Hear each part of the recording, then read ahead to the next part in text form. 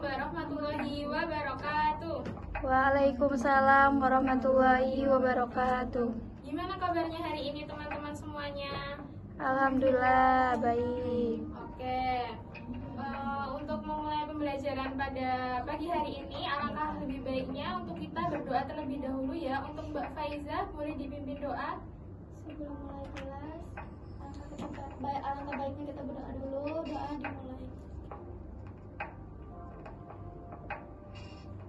Doa selesai. Oke, sebelum Ibu mulai, teman-teman di sini ada yang nggak berangkat nggak? Ada Bu. Siapa? Edi. Edi kenapa? Gak ada kabar. Oke, sama siapa lagi? Nani telat. Oh iya, oke. Sarah sama Iza izin telat juga. Oke, nggak apa-apa. Oke, jadi hari ini kita akan mempelajari tentang materi biomolekul dengan subbab materi protein. Teman-teman kemarin kan udah belajar tentang karbohidrat. Nah, sekarang kita akan mempelajari tentang protein. Oke, teman-teman udah pernah lihat belum? Atau mungkin teman-teman sering ya makan atau mengonsumsi seperti gambar di atas. Ini ada ayam, daging, telur, sama susu. Pernah nggak teman-teman sarapan pakai itu? Sering. Oke, menurut kalian apa kandungan utama dari makanan-makanan tersebut yang sangat penting bagi tubuh kita? Udah tahu belum? Karbohidrat. Ada yang jawab karbohidrat? Protein. Oke, ada yang jawab protein. Nah, sebelum itu nanti akan Ibu jelaskan mengenai lebih lanjut tentang persepsi yang Ibu berikan di sini. Oke, untuk itu kita akan mengetahui tentang tujuan pembelajaran kita hari ini. Yang pertama, yaitu peserta didik mampu menjelaskan pengertian protein. Terus yang kedua, peserta didik mampu melakukan percobaan uji kualitatif protein pada makanan. Oke, di sini kan Ibu udah menyiapkan beberapa bahan untuk pengujian kandungan protein. Sebelum itu Ibu akan membagi teman-teman menjadi dua kelompok. Kelompok satu di sebelah sini dan kelompok dua di sebelah sini ya. Oke, ini untuk LKPD-nya. Oke, bisa dilihat di bagian tujuan pembelajaran. Boleh dibaca Mbak Faiza? Untuk mengidentifikasi dan menentukan kandungan protein dalam sampel makanan. Oke, terus yang bagian teori? Teorinya itu menggunakan metode uji koagulasi atau penggumpalan. Oke, jadi di sini kita menggunakan teori koagulasi atau terjadinya sebuah penggumpalan pada suatu bahan makanan untuk yang kita uji. Oke, teman-teman, di situ kan bahannya ada cup gelas, cuka, susu, putih telur, kecap, sama minyak. Nah, di bagian cara kerja itu kan kita bisa dengan menyiapkan sampel. Yang pertama itu ada putih telur, kecap, minyak, sama susu. Nah, di sini nanti kita akan meneteskan sebanyak 10-20 tetes. Pokoknya sampai terjadi penggumpalan. Di sini kalau udah kita tetesin, nanti kita amati perubahannya. Apabila terjadi sebuah penggumpalan, maka di situ terkandung sebuah protein. Oke, teman-teman bisa sambil maju ke depan untuk mengamati percobaan pengujian protein hari ini.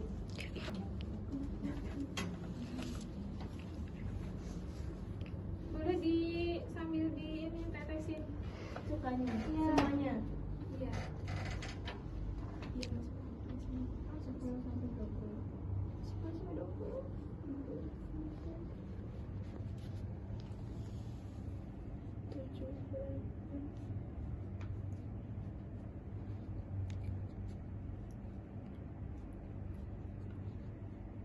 Oke, sambil dicatat ya teman-teman. Tapi kita amati dulu selama beberapa detik.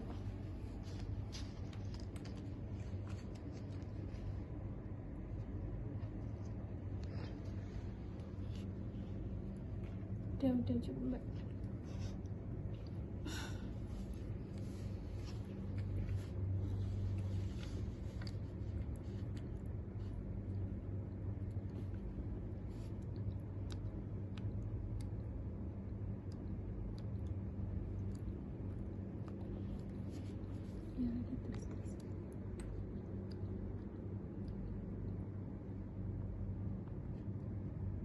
udah diikat aja. Oke teman-teman, di sini kalian udah menuliskan hasil dari pengamatan yang kalian lakukan di sini. Sudah. Oke, untuk perwakilan kelompok saya tunjuk Mbak Iza aja ya, boleh maju ke depan untuk mempresentasikan hasil percobaan kita. Ya, untuk hasil percobaan yang sudah dilakukan itu susu setelah penambahan cuka itu positif, ada gumpalan yang menandakan bahwa ada protein dalamnya. Terus kemudian putih telur setelah ditambahkan cuka juga terdapat gumpalan. Kecap dan minyak setelah ditambahkan cuka tidak ada gumpalan. Oke, terima kasih untuk Mbak Iza. Boleh beri applause untuk Mbak Iza karena udah berani maju. Oke, jadi kurang lebih yang sudah disampaikan sama Mbak Iza itu benar ya teman-teman. Dimana telur sama susu itu positif mengandung protein, sedangkan kecap sama minyak itu negatif protein ya teman-teman. Jadi setelah kita melakukan percobaan mengenai pengujian protein, dapat kita ketahui bahwasanya protein itu merupakan makromolekul terbanyak yang dapat ditemui dalam sel hidup. Nah, protein ini tersusun dari ikatan kovalen antara asam amino dan ikatan peptida.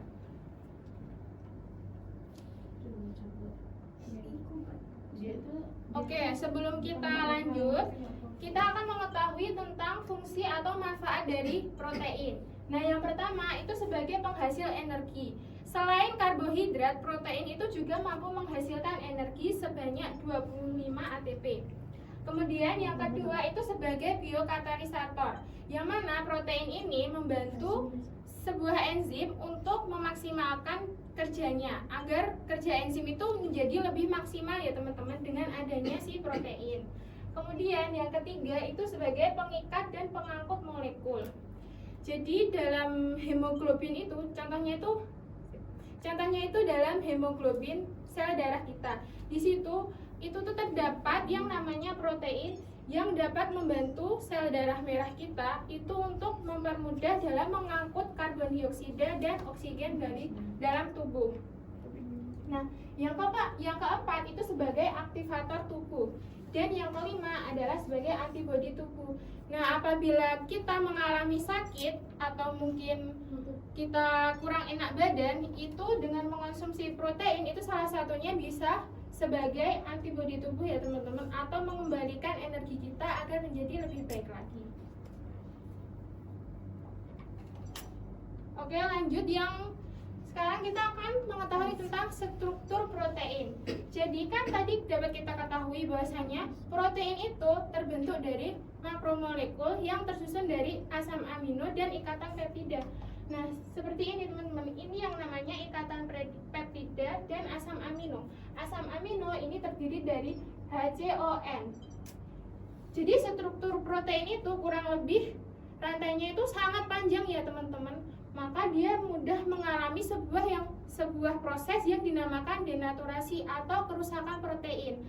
Jadi kerusakan protein ini dapat disebabkan antara lain itu karena pH-nya, kalau dia kelebihan asam, itu kan tentu akan mengalami denaturasi atau kerusakan protein. Dan juga kelebihan basa itu juga menimbulkan yang namanya denaturasi. Seperti yang kita lakukan dalam percobaan ini, yang mana kita kan menambahkan sebuah cuka. Cuka itu asam atau basa? Asam kan teman-teman. Kalau kita tetesin dengan asam yang berlebihan, itu tentu akan mengalami yang namanya proses penggumpalan. Nah, penggumpalan inilah yang menyebabkan si protein mengalami denaturasi atau kerusakan sel protein. Oke, jadi dari situ dapat kita ketahui ya teman-teman bahwasanya asam ini dapat mempengaruhi yang namanya kerusakan protein. Sehingga dapat kita ketahui kalau yang terjadi, sehingga dapat jadi teman-teman asam amino itu ada banyak ya jenisnya. Nah, di sini dapat kita ketahui ada 20 jenis asam amino. Nah, yang pertama itu sifatnya hidrofilik. Hidrofilik itu berarti dia suka air atau sifatnya itu polar. Kemudian ada yang bersifat hidrofobik. Nah, hidrofobik itu justru dia tidak menyukai yang namanya air. Ada juga yang sifatnya itu asam dan basa. Betul, teman-teman. Oh ya, sebelumnya Ibu kan tadi udah menjelaskan tentang proses denaturasi dari si perusakan protein tadi kan teman-teman. Nah, jadi selain dari pengaruh pH yang mana kelebihan asam atau kelebihan basa itu proses tekanan juga sangat berpengaruh pada protein. Kemudian selain itu proses pemanasan. Jadi teman-teman kalau misal mengonsumsi telur itu baiknya itu yang rebus. Karena kalau misal digoreng itu kan tentu proteinnya mengalami sebuah kerusakan kan. Jadi kalau Ibu bisa bilang di sini tuh lebih baik telur yang direbus daripada telur yang digoreng karena kandungan protein yang tentu akan berbeda. Oke, sampai sini ada pertanyaan sebelum Ibu lanjut? Belum ada, oke. Karena belum ada pertanyaan, sekarang Ibu lanjut. Kita akan bermain kuis mengenai pembelajaran yang Ibu sampaikan hari ini berdasarkan praktikum yang udah kita lakukan dan juga yang Ibu jelaskan dari PPT yang Ibu buat. Oke, untuk kodenya bisa kalian masukin ya ke dalam join quiz, teman-teman.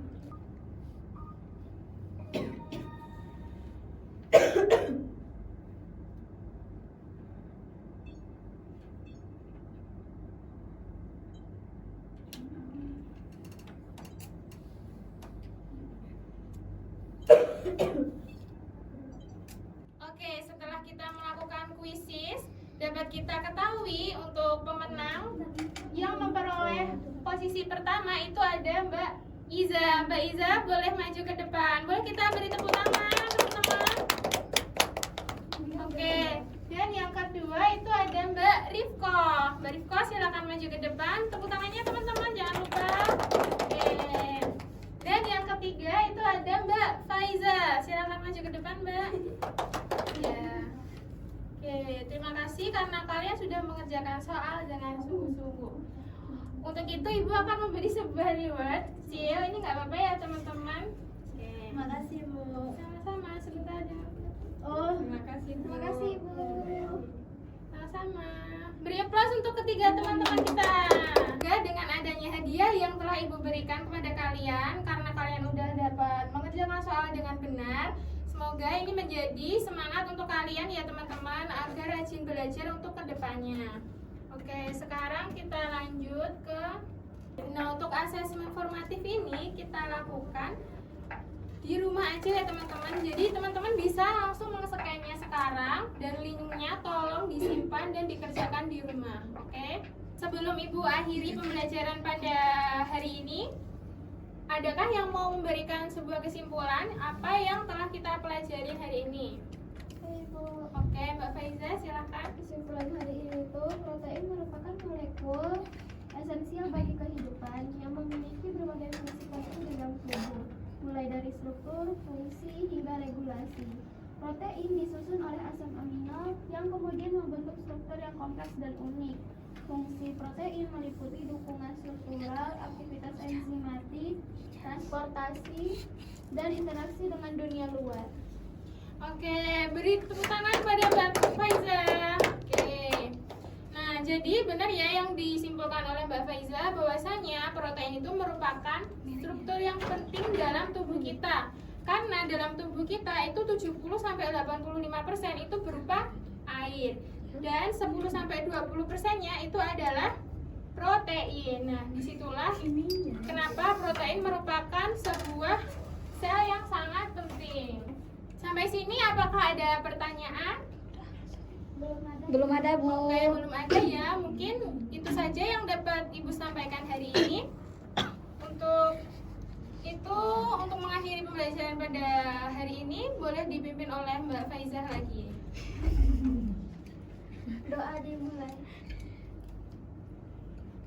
Doa selesai. Oke, sekian dari Ibu. Ada salah kurangnya mohon dimaafkan. Ibu akhiri. Wassalamualaikum warahmatullahi wabarakatuh. Waalaikumsalam warahmatullahi wabarakatuh.